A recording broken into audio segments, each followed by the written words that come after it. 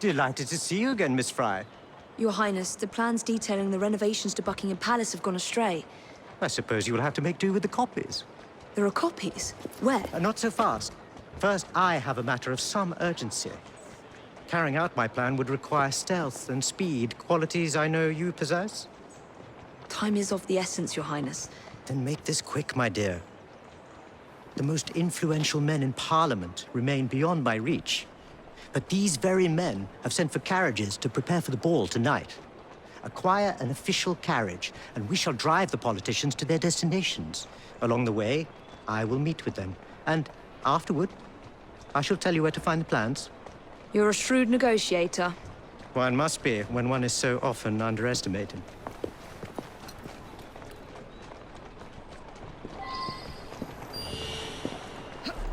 Don't allow personal feelings to compromise the mission. What a mistake. Trying to start a fight? Because all you gotta do is ask. Hope you weren't fond of keeping all your bloody teeth. Do that again, and I'll just fucking end you.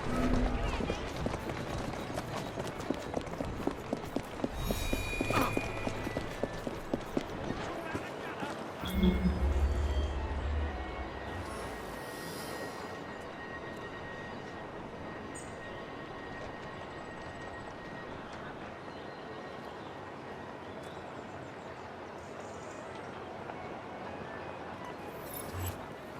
Where does she think she's going?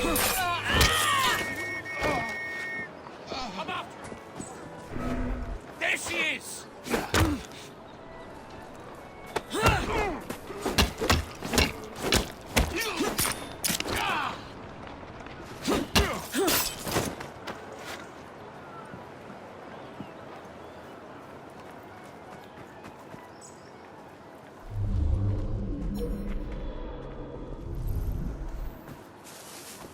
Get the intruder!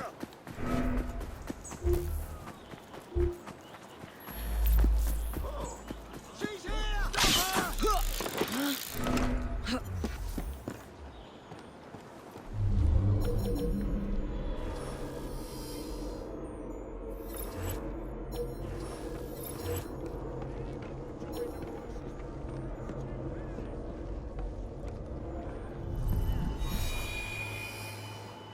Die, you coward!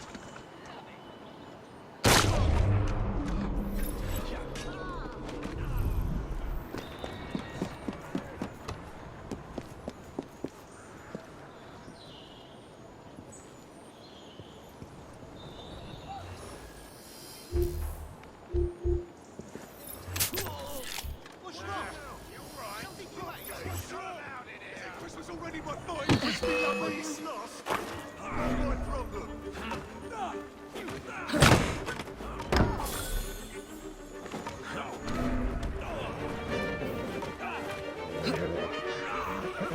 There you are. Nick her!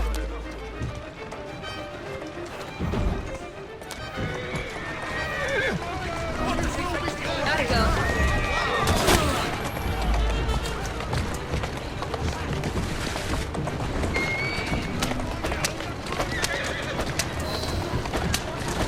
Roll there.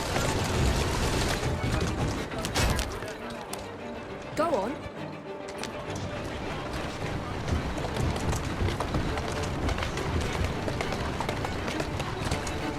Easy now. What are our calls, Miss Fry? Climb up, Your Highness. Where are we headed? Belgrave Square.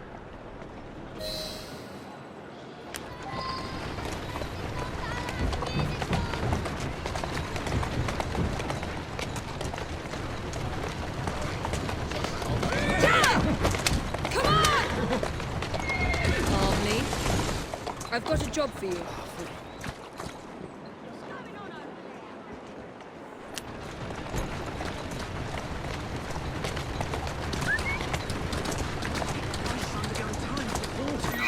Slowly now.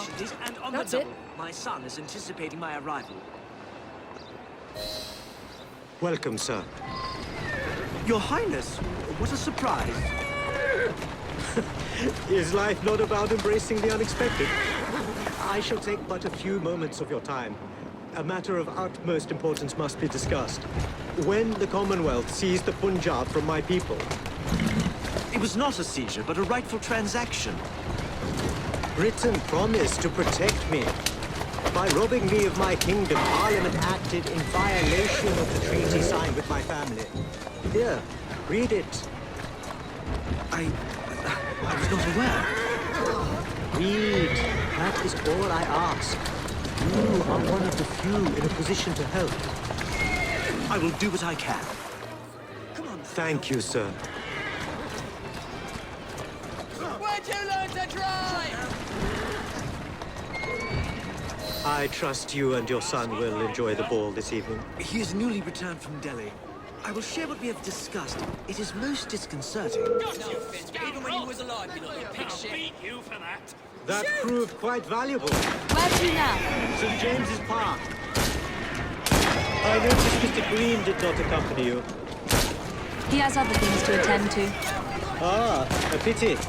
You two seem to get along nicely. Well, that was a problem, you see. One must not allow our personal feelings to compromise one's mission. That sounds like a quotation. It is. From my father. Ethan Fry. You knew him? No, unfortunately. But Mr. Green spoke of him. He sounded like an extraordinary man. He was, Your Highness. And your mother as well, Cecily Fry. She and your father were partners, inseparable. The only duo that came close to challenging Mr. Starrick. And very much in love, at least from the small amount I have been told. Cecily. I wish I could have met her. From what Mr. Green gathered, you share much in common. Your intelligence, for one. Father never spoke of her. What would Mr. Green know? He was only a boy when he trained with my father. Children can be quite perceptive, Miss Fry. Come on.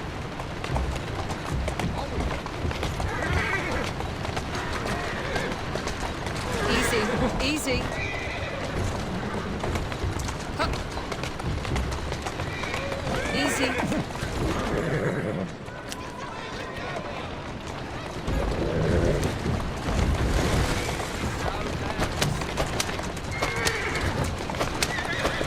Faster! Slowly.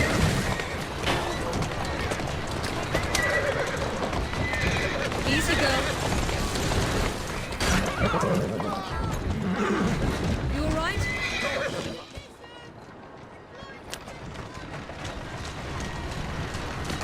Here now.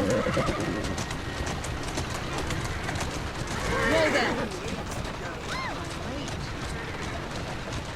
To Parliament, please, on the double. Yes, sir. Down with it, you know. Good day, sir. Why, what are you doing here, Your Highness? I know how busy your days have been of late. A few moments of your time is all I require. This is all rather unorthodox, but continue. Britain was to protect me according to the treaty my family signed. Instead, she took my land. And now I hear Britain intends to strengthen her ties to India. Perhaps it is time to return the Punjab to her people. The Queen has supplied you with an annual income for God knows how long, and now you bite the hand that feeds you? It is not a matter of money. I cannot stand idle and watch my homeland subjected to the yoke of an outsider's rule. My people are treated as slaves. Good day, sir. May God bless you.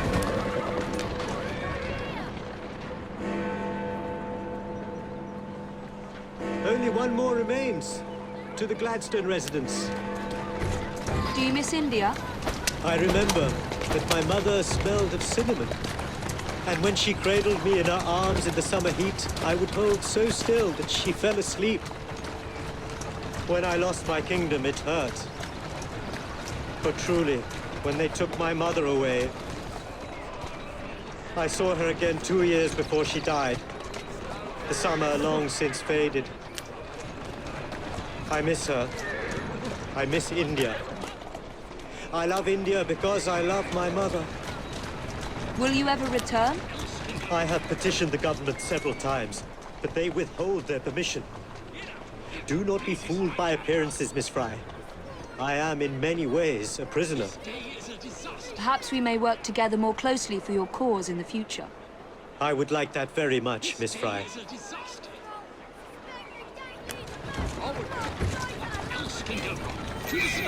Straight away.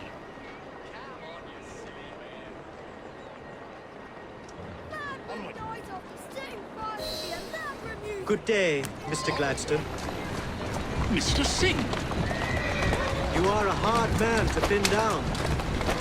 I know what this is about. Your politics have worn off. Your Majesty has tired of you. So now you come begging for scraps. You wound me deeply, sir. My people deserve freedom. I am here to fight for them. Why did you lose the Punjab? I shall tell you, Your Highness. You were outgunned, outmaneuvered, and simply outclassed. Yes, the Sikhs deserve freedom. I hope with British help and progress, they shall achieve it. Then why do they cry out for their king? Britain has a duty to bring about peace. It is an enormous responsibility, and I value your guidance and advice, along with that of Parliament. But it's our burden to rule India, and certainly not the duty of a forgotten leader who has not seen his country for 20 years. I apologize for being so frank, but one must not tell lies to a king. Your honesty is most enlightening. When I become Prime Minister, I intend to push for peace, but it will be a long and slow process. And I am afraid I can almost guarantee you will never see India again. If my people are free, then my imprisonment shall be no burden. Perhaps your idealism is real. Although, after observing the tigers wandering the grounds of your lush, expensive estate, forgive me for doubting it.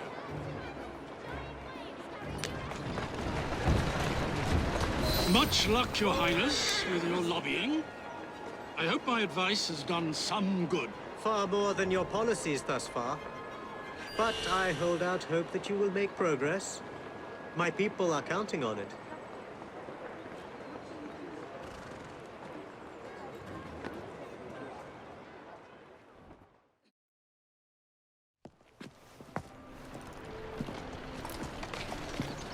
Thank you, Miss Fry, for forwarding my cause.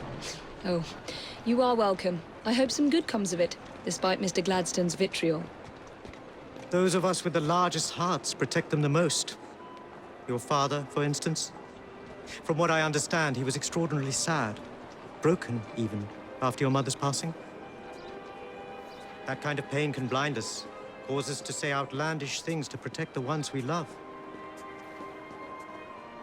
It's time you returned this carriage and recovered those plans. They are located in Buckingham Palace. The Queen keeps them among her personal papers in the White Drawing Room. I wish you a good evening, Miss Evie Fry. And to you, Your Highness.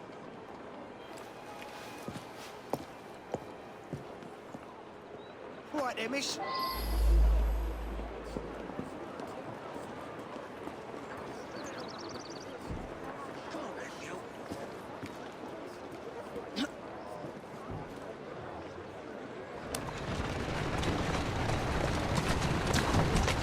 That's it.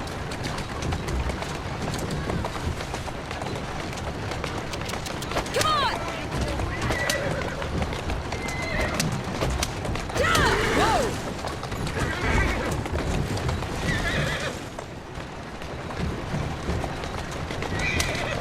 Move it!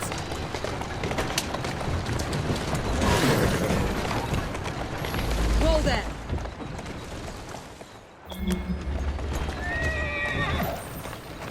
There you are. Come on. A little the worse for wear.